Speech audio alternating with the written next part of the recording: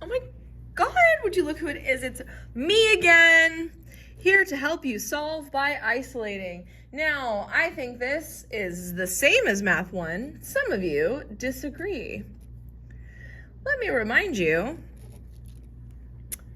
that if you have an x or an x squared, usually the first thing to do is to get rid of what's furthest away. So just like you would subtract 5 and get x squared equals 25, you're now gonna just do one more step and square root both sides so that your final answer is 5 or -5. You can put the plus or minus and just leave it that way, but I wanna make sure you know that -5 squared is 25 plus 5 equals 30. If I try and plug that back in, it's gonna work. So you do have two different answers for that. If you are given a problem with a little bit more, like 100x squared minus 6 equals 10, and there's now a two-step equation, you are still gonna add 6 to both sides. I gave you one in class where you could just take the square root of both separately. It's not usually gonna work that way. Instead of setting it equal to 0, you should add 6 to both sides, unless you wanted to do Maddie's method versus Maisie's method, but I don't think so, brother. To get x squared by itself, I'm going to divide by 100.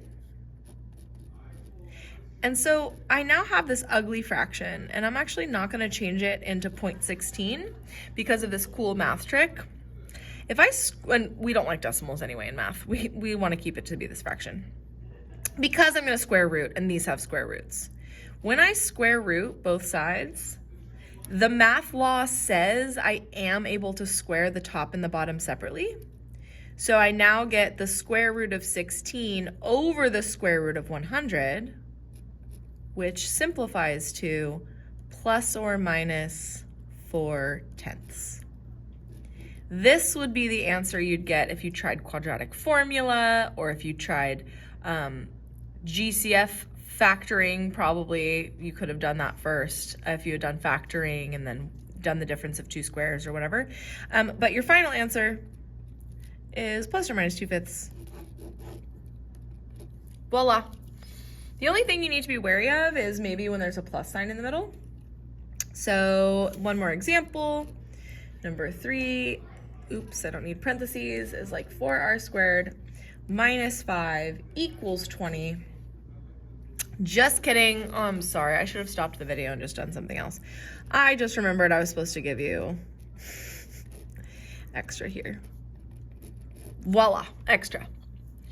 So this is the most complex it'll be, and you need to isolate that variable, in this case it's just r, by first getting rid of what's furthest away. So I'm going to get rid of the 5 by adding.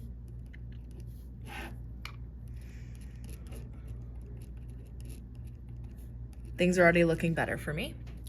Now I need to get inside that parentheses, but I want to get rid of that 4 first. Just get rid of the 4. It's on the outside of the parentheses, so just say bye-bye.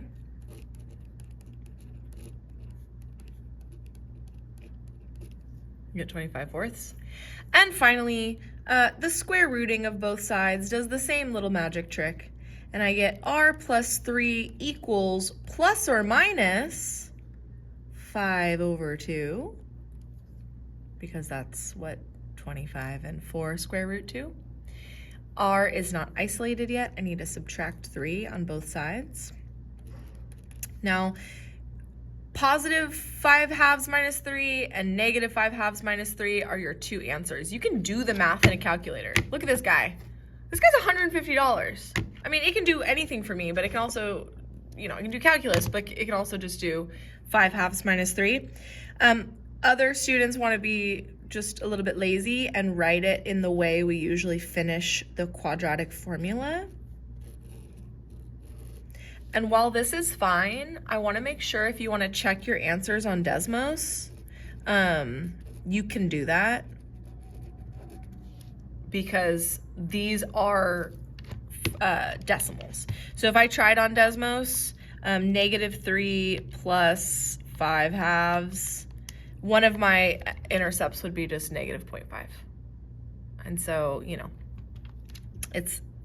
you can simplify this even more. mean, honestly, you can do -3 plus 5/2 and just add fractions the way you used to. -3 minus 5/2 equals. You could also change that into a decimal if you're more comfortable with it. But you should get the final answer when you can, but it's okay to leave it like this. All right, good job. I actually think your homework is almost the same as this. So for isolating variables, good luck. Kiss, kiss.